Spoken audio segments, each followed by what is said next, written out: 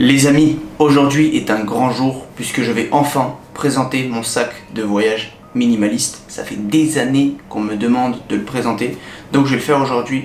Très souvent je te parle de voyage lié au minimalisme. Je te dis qu'en plus de m'aider au quotidien dans ma productivité et pour avoir plus d'énergie, j'utilise aussi beaucoup le minimalisme en voyage pour voyager plus léger et pour me sentir mieux en fait et pour maximiser l'expérience. Et en ce moment je suis pour 3 mois en Thaïlande pour le travail, donc c'est le moment parfait pour te présenter mon sac de voyage parce qu'en fait il est déjà fait. Sans plus de discussion, on passe au sac en lui-même. Un sac que je crois que je t'avais déjà présenté dans une vidéo sur mes objets indispensables minimalistes, mais c'est le Osprey Farpoint 40 litres. Donc comme son nom l'indique, il fait 40 litres. Je sais pas si ça veut dire grand chose pour toi, mais en gros 40 litres, selon moi, hein, c'est ni trop petit, ni trop grand. Personnellement, je suis pas encore au point où je prends un seul caleçon et où je fais ma lessive dans le lavabo, donc je suis pas encore au point de prendre des sacs de 20 litres et je pense que ça arrivera pas. Je trouve que c'est plus confortable comme ça. Il est ultra solide, ultra confortable, il y a plusieurs rangements comme on va le voir, bien que je les utilise pas forcément tous parce qu'il est pas rempli non plus à ras-bord, ça, je pense que ça se voit. Donc voilà, ça c'est la première étape, ce sac qui est aussi solide que confortable et beau aussi, parce que c'est à préciser quand même, je le trouve personnellement assez esthétique. Petite dernière chose qui est sympa avec ce sac, je m'y connais pas trop dans le monde des sacs de voyage, donc je sais pas si ça se fait beaucoup. On a ici une possibilité de recroqueviller ces bandoulières pour la rabattre un capot et la prendre un peu en mode valise. Tu vois, la prendre un peu en mode comme ça. Donc quand on a marre de l'avoir sur ton dos, tu rabats sur les bandoulières et t'as une valise en fait. Donc c'est assez incroyable. Osprey sac à dos, Osprey valise, Osprey tout ça. On va passer à l'intérieur du sac. Donc ce qui est cool déjà, c'est qu'il peut s'ouvrir voilà comme ça. Bon, je pense comme beaucoup de sacs de voyage, hein, il peut s'ouvrir dans toute la longueur.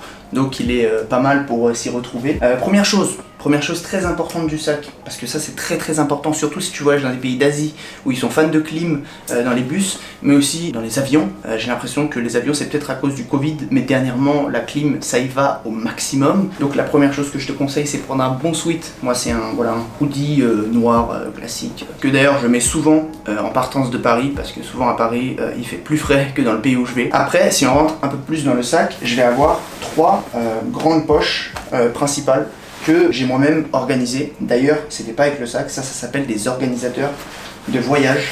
Il se trouve que le sac de voyage, c'est une matière assez molle, donc c'est dur de s'organiser et de mettre tes vêtements dedans. Et moi, avant d'avoir ça, je foutais juste mes vêtements dans mon sac. Ils se dérangeaient en fait dans le sac et c'était assez relou. Et ça te fait perdre aussi beaucoup de place, beaucoup d'espace. Alors que là tu peux un peu les comprimer en quelque sorte. Donc j'ai 3 organisateurs. Le premier c'est tout ce qui va être bas et sous-vêtements. Le second ça va être, je te le donne en mille, tout ce qui va être les hauts, donc les t-shirts, les chemises. Et j'ai un petit rangement pour mes claquettes. C'est important de ne pas salir les autres vêtements avec des claquettes sales, donc je les mets dans un rangement. Donc c'est tout ce qu'on a pour cette première poche principale. Alors les claquettes, je peux te les montrer. Ce qui est pas mal avec ces claquettes, c'est que c'est pas les plus belles du monde, je te l'accorde, c'est vraiment pas les plus stylées.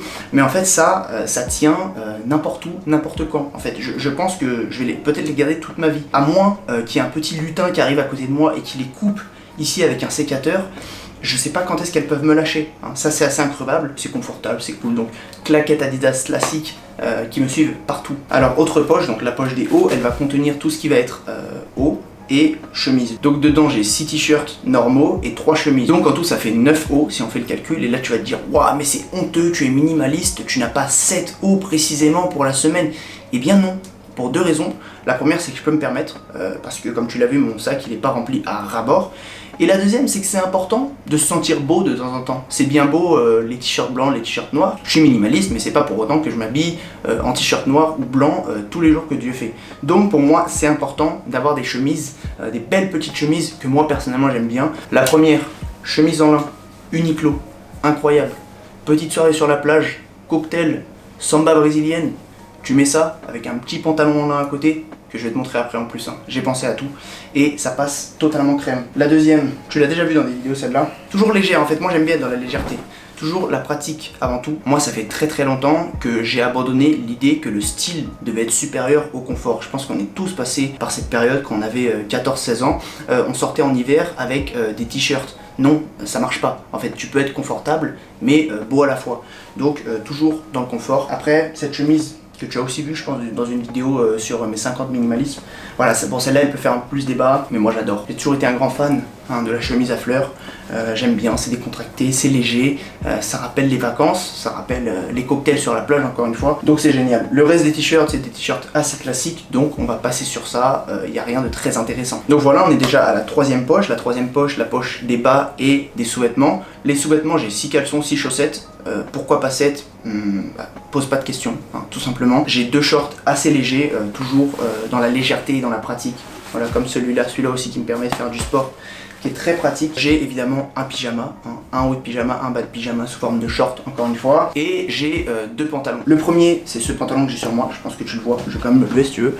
Voilà, un pantalon classique, noir, génial. Un pantalon qui me suit partout, qui peut être mis en plusieurs occasions, un peu plus décontracté ou un peu plus chic, ça passe quand même. Et le deuxième pantalon, je t'avais dit que ça devait aller avec la chemise en lin, qui n'est pas très repassé. Ça, c'est un des désavantages hein, du sac de voyage, contrairement à la valise, c'est que quand tu arrives, tu dois tout repasser, tu dois tout repasser en fait. Petit pantalon qui lui aussi fait bien le travail parce qu'il est léger et il porte pas trop chaud et qui peut être mis en toute occasion au soleil sous les cocotiers.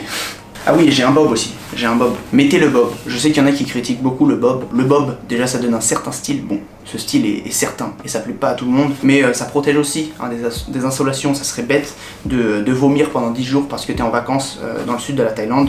Donc tu mets un bob, tu te protèges du soleil et tu fais du bien à ta peau. Donc le bob c'est génial. Donc ça c'est la poche principale. Après on a une poche ici qui est sympa, hein, une poche intérieure. Je sais jamais trop quel rôle lui attribuer. Mais ce voyage, j'ai une anecdote marrante à te raconter. J'avais ramené cette ceinture, tu vas pas savoir ce que c'est, mais c'est une ceinture de lest en fait. Et de base, pour ceux qui font un peu de musculation, notamment au poids de corps, il y a une chaîne qui s'accroche ici pour y mettre un poids. Mais dès le premier jour, à l'aéroport de Roissy-Charles de Gaulle, elle m'a été prise par l'aéroport parce que c'était soi-disant un objet contendant. On m'a accusé de potentiellement pouvoir étrangler un homme avec une chaîne dans un avion, donc finalement j'ai perdu en fait une trentaine d'euros. Donc faites attention hein, quand vous faites vos sacs, ne pas mettre ses valises en soude, ça a du bon, mais ça a aussi du mauvais, parce qu'on peut croire que votre chaîne c'est un objet contendant. D'ailleurs j'avais acheté cette ceinture dans la boutique d'Eric Flag, qui est un collègue youtubeur qui fait des vidéos justement sur la musculation au poids de corps. Eric, du coup, si vous vendez des chaînes toutes seules sur votre boutique, ça m'intéresse parce que bon, tu te doutes que j'ai plus besoin de la ceinture, je l'ai, mais j'ai besoin d'une chaîne assez solide pour pouvoir porter des poids. Donc Eric, je te fais une suggestion, si tu peux mettre des chaînes uniques sur la boutique, tu répondrais à un problème, le problème des digital nomades qui se sont volés leur chaîne à l'aéroport. Ou sinon, tu peux m'en envoyer une entre collègues youtubeurs, voilà. Si vous connaissez Eric Flag, mettez-lui des petits commentaires sous ses vidéos, dites-lui, va voir la vidéo de Lucas, il a besoin d'une chaîne. Pour la grande poche, on a fini. Maintenant, on va aller vers le plus particulier. On tombe sur une trousse de toilette. Alors la trousse de toilette, encore une fois, peut-être qu'elle va faire criser les plus minimalistes d'entre nous.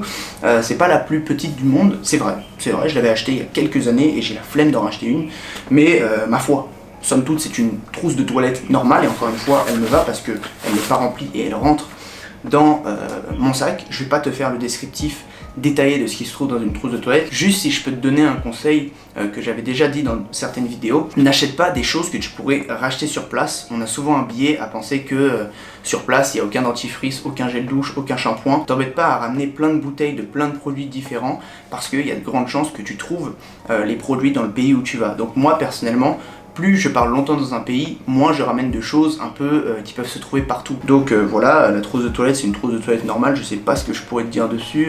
Ah si, il y a un truc, c'est ça c'est très important. Je sais pas si tout le monde connaît ça, si tu connais pas il faut que tu connaisses aujourd'hui, ça s'appelle un gratte-langue. Et c'est obligatoire, c'est pas optionnel, je sais pas quoi, oui tu te grattes la langue avec ta brosse à dents, c'est pas assez. Quand tu grattes ta langue avec ça, tu vas découvrir ce qui se cache sur ta langue. Donc achète un gratte-langue. C'est très important. Je sais qu'il y a beaucoup de gens assez fans de l'argument de l'appel à la nature qui vont me dire oui mais nos ancêtres ils n'avaient pas de gratte-langue. Oui c'est vrai, mais tes ancêtres ils buvaient pas 4 cafés par jour. Donc épargne ton haleine à la machine à café à 14h à tes collègues et achète un gratte-langue, ça te fera du bien. Bon, si je peux aussi tirer une deuxième chose importante de cette trousse de toilette, c'est le baume du tigre. Ça c'est juste une pépite. En tant que pratiquant de sport, j'ai découvert ça il y a maintenant des années. J'ai découvert que ça servait pour plein de choses, hein. Piqûre de moustique, mal de tête, ce que tu veux, tu mets du baume, tu tires et ça résout tous tes problèmes. Bon bah pour cette poche on en a presque terminé, à quelques détails près. Là on va avoir tout ce qui va avoir rapport au travail, un clavier d'ordinateur. Ça, c'est un laptop stand pour mettre ton ordinateur en position haute pour ne pas te faire mal à la nuque à force de travailler comme ça. Donc tu mets ça sur ton bureau, donc ça fait beaucoup de bien au niveau de la colonne vertébrale. En tant que personne qui a aussi tendance à beaucoup se bloquer au niveau de la nuque, ça me fait beaucoup de bien. Et le dernier élément du setup nomade, c'est une souris. Ça, c'est une Logitech MX Anywhere. Comme son nom l'indique, avec mon magnifique accent français, elle peut s'utiliser partout et sur toutes les surfaces. Bon, encore quelque chose qui va faire criser les minimalistes les plus extrêmes, mais j'ai 2 carnets. Voilà, désolé, je ne digitalise pas tout. Le premier, il sert à me faire des to-do list. Le deuxième, il me sert à journaler, comme on dit dans le jargon, à écrire des choses sur une base régulière. On en arrive à la dernière et petite poche qui est ici. Tu peux le voir, hein, il y a d'autres rangements dans le sac, mais personnellement, je les utilise pas. Même là, celui-là est très peu rempli, celui-là aussi, là, il y en a un. On a des chargeurs.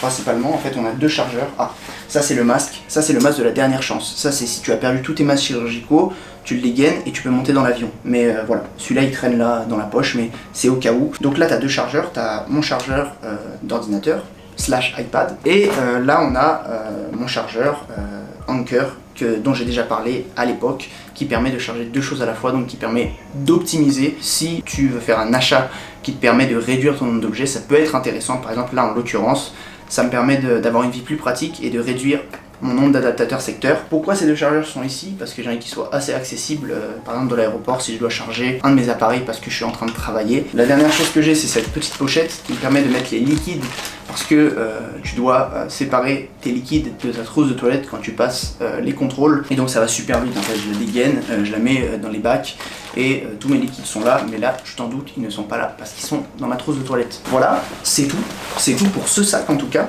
Mais tu te dis, mais là, Lucas, il y a des choses que tu ne nous as pas présentées. Effectivement, et c'est là que j'ai dit que j'allais peut-être en faire criser certains, c'est que j'ai un deuxième sac. Tout simplement un sac gris que j'avais à l'époque pendant mes études. C'est pas le plus optimal, je vais être sincère avec toi, mais il fait le taf en vrai, donc je l'ai pas changé. Je pourrais acheter quelque chose de beaucoup plus optimal, qui se plie, qui s'enroule, qui est plus léger. Sincèrement, toutes mes affaires, je pourrais le mettre dans le Osprey, mais pour 2 raisons, j'ai pas envie. La première, c'est que je déteste l'effet tortue sur un sac à dos, je déteste ça, donc j'ai pas envie de tout rentrer dans le Osprey. Et en plus, pour des questions d'accessibilité, en fait, je préfère avoir ce sac là, parce que tu vas voir ce qu'il y a dedans, je pense que tu t'en doutes déjà. Et enfin, une fois que je suis dans un pays, c'est pas fixe. Par exemple, là actuellement, je suis dans la ville de Chiang Mai, dans le nord de la Thaïlande, mais il y a de grandes chances que je bouge sur d'autres villes à côté pour certains week-ends. Et pendant les week-ends, quand j'ai juste envie de partir 2-3 jours dans une ville à côté de Chiang Mai, je vais pas prendre le gros sac. Mais à quoi il me sert pendant le voyage en lui-même? Pas tout simplement à mettre les choses que t'as pas vues jusqu'ici si t'as un peu réfléchi. Mon portefeuille. Ce portefeuille qui n'est encore pas le plus optimal du monde, mais sincèrement, encore une fois, en fait, c'est une question d'intentionnalité. Je me suis demandé, est-ce que j'ai envie de passer au fameux porte-carte minimaliste où tu peux mettre tes billets dedans, ultra résistant et tout? Oui, j'ai envie d'y passer, mais personnellement, c'est pas un problème douloureux, ce portefeuille dans ma vie pour l'instant. Surtout que la plupart du temps, quand je suis en France, je paye par carte et mes cartes, elles sont là, sur mon Apple Watch, donc je sors rarement avec. Et même quand je suis à l'étranger, par exemple en Thaïlande on paye pas du tout par carte, on paye plus en billets, ça fait plus office d'un range billets à la maison en fait, et je dégaine mes billets et je sors que avec mes billets dehors. Je me suis questionné, est-ce que tu as envie vraiment d'en racheter un, est-ce que ça vaut vraiment le coup? J'en suis venu à la conclusion que non. À ce propos, j'ai fait une vidéo que je trouve personnellement très intéressante, c'est quand le minimalisme pousse à la surconsommation. Si tu veux, je te la mettrai en fiche pour que tu ailles la voir, mais c'est une question intéressante à approfondir. Évidemment, le passeport avec la petite, ça c'est pas mal ça, le petit protège passeport, surtout quand vous êtes plusieurs dans un groupe et que tu veux trouver le tien parmi plusieurs passeports. Tu sais, quand une personne s'occupe des passeports par exemple et qu'il y a tous les passeports dans un sac, tu veux vite trouver le tien parce que tu es à l'aéroport et que tu dois le montrer, hop, il y a le tien parce qu'il y a la couverture, donc tu le retrouves assez facilement. Passeport plus protège passeport, c'est validé. Là on a des lunettes de soleil, voilà, que je devrais peut-être changer d'ailleurs et mettre à ma vue, parce que oui, je suis myope. Un cadenas qui peut toujours servir si tu es dans un bus, si tu es dans un train, quand tu es dans l'avion aussi, si tu t'endors et que tu as peur qu'il y ait encore une fois un petit lutin qui vienne, qui te vole ton passeport, hop, tu dégaines le cadenas, bim, tu fermes le sac et ça fait le travail en 1 seconde, donc c'est génial. Voilà pour la petite poche. Maintenant on va passer à la grande. Bon, il reste tout ce qui reste en fait, c'est-à-dire les choses dont je veux avoir l'accès assez rapidement en voyage. Il peut s'agir de mon iPad, j'en ai déjà parlé, génial pour déconnecter, me divertir, mais aussi parce que dessus je fais les miniatures et les dessins que tu vois dans mes vidéos. Ordinateur, Et dans cet ordinateur, enfin dans cette pochette plutôt, il y a plusieurs choses. La première, c'est ce petit disque dur assez génial, c'est un Samsung T5, je sais pas quoi, bon je m'en fous un peu des refs à chaque fois, tu remarqueras. C'est un Samsung tout petit, tout léger, tout incroyable en fait pour voyager, ça c'est génial. Après évidemment la légendaire, la magnifique, l'incroyable, que ferais-je sans elle, Kindle, la liseuse, parce que comme ça je peux lire n'importe où que je sois, même au fin fond du monde. Là j'ai mon micro habituel en fait que j'utilise, tu remarques que là je l'utilise pas. J'en ai utilisé un autre, c'est un micro type shotgun, c'est-à-dire que tu branches direct sur l'appareil photo. Donc je suis pas très fan en fait en termes de son. Il est bien pratique quand tu es dehors ou quand tu veux faire des choses comme ça, par exemple en termes de maniabilité, c'est cool. Mais je préfère largement celui-là si j'ai le choix. On a quelques câbles. Et évidemment les AirPods. Les AirPods qui permettent d'écouter de la musique où que tu sois et qui peuvent être dégainés assez facilement, notamment dans l'avion, c'est assez génial. Voilà, après pour le reste j'ai un petit trépied et la caméra avec laquelle je filme que je mets aussi dans mon sac. C'est pas énorme selon moi, c'est l'essentiel. Après peut-être que certaines personnes vont grincer les dents en voyant cette vidéo, notamment parce que j'ai un sac supplémentaire. Mais encore une fois, c'est toujours une question d'intentionnalité. Je me suis personnellement questionné sur est-ce que ça fait vraiment sens pour moi de prendre un sac en plus. Est-ce que ça ferait vraiment sens pour moi d'avoir une plus petite trousse de toilette? Enfin, à chaque fois je me pose la question. Certaines fois la réponse est oui, d'autres la réponse est non. Donc jusqu'ici ça me va, je pense que ça va s'améliorer avec le temps et avec mes envies, avec mes besoins évidemment. Ça c'est ce que je ramène quand je pars plusieurs mois à l'étranger. Quand je pars un week-end ou même 3 semaines, je n'ai pas le sac supplémentaire déjà parce que je travaille pas. Si je pars en vacances, je prends le sac au spray noir et il est à peine rempli. Donc il y a vraiment tout un aspect création de contenu qui vient s'ajouter quand je travaille à l'étranger parce que je travaille depuis internet sur plusieurs activités, notamment YouTube. Et ça rentre encore une fois dans le débat du quel est l'essentiel de chacun, et chacun son essentiel, chacun son minimalisme. C'est vrai que le minimalisme allié à la création de contenu et aussi dans d'autres dimensions à l'artisanat par exemple, c'est pas la chose où on va le plus pouvoir se déposséder. Encore une fois, tant qu'on est intentionnel avec ce qu'on a chez nous et ce qu'on ramène en voyage, c'est là qu'on va pouvoir être heureux sur le long terme. Voilà pour cette présentation de mon sac de voyage, un sac de voyage qui allie le confort et l'utilité. Si tu veux d'autres vidéos sur le thème du voyage ou si tu veux des vidéos de moi dans ma vie quotidienne actuellement en Thaïlande, parce que ça arrive pas non plus tous les 4 matins, en réalité je pars 3 mois à intermittence, en fait je pars pas tout le temps, je suis quelqu'un qui aime voyager, qui de temps en temps part en vacances, mais qui aussi de temps en temps profite de son statut d'entrepreneur en ligne pour voyager dans un pays, le découvrir pendant plusieurs mois et s'y installer. Dis-moi si ça t'intéresserait d'avoir des vidéos sur la Thaïlande ou sur mon quotidien en général et je prendrai note. En tout cas, moi, ça m'intéresserait énormément de te présenter tout ça. Si cette vidéo t'a plu, tu peux faire plusieurs choses. Tu peux premièrement approfondir le sujet du voyage en allant checker les quelques vidéos que j'ai fait sur le sujet. Je te les mettrai en fiche. La deuxième chose que tu peux faire, c'est checker le premier lien de description. Il te mènera vers ma page Patreon. J'ai ouvert il y a quelques semaines un Patreon et si tu sais pas ce que c'est une plateforme où certains créateurs mettent du contenu moyennant un abonnement mensuel. En fait, si vraiment t'aimes mon travail et que tu veux me soutenir dans ma démarche créative et que tu veux avoir accès à encore plus de contenu, eh bien tu peux me donner la somme que tu veux chaque mois et tu pourras avoir accès à encore plus de choses. Donc si tu veux soutenir mon travail, clique sur le premier lien en description. Laisse-moi un petit j'aime, abonne-toi à ma chaîne et partage cette vidéo si elle t'a plu. Ces petites actions pour toi m'aident énormément, donc je t'en serai extrêmement reconnaissant. De mon côté, je te dis à la semaine prochaine pour une nouvelle vidéo. Ah merde, les chaussures! Les chaussures, j'ai oublié les chaussures!